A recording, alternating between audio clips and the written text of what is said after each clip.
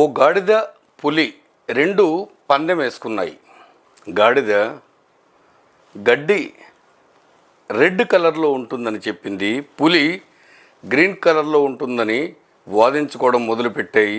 చివరకు విసిగిపోయి రెండూ కలిసి అడవికి రారాజైన సింహం దగ్గరికి వెళ్ళాయి.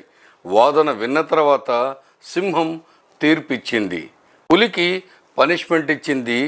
గడ్డి రెడ్ కలర్లోనే ఉంటుంది, గ్రీన్ కలర్లో కాదు అని తీర్పిచ్చింది. ఆనందంతో గాడిద గంతులేస్తూ ఎగురుతూ వెళ్ళిపోయింది.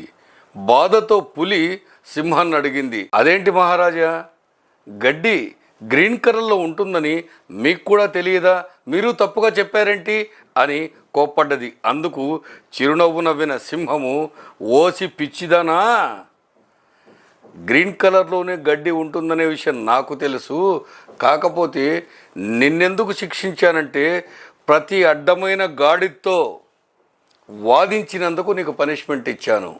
అడ్డగాడిదలతో ఎప్పుడూ వాదనకు దిగకండి, ఉన్న పరువును పోగొట్టుకోకండి, లేని నష్టాన్ని కొని తెచ్చుకోకండి.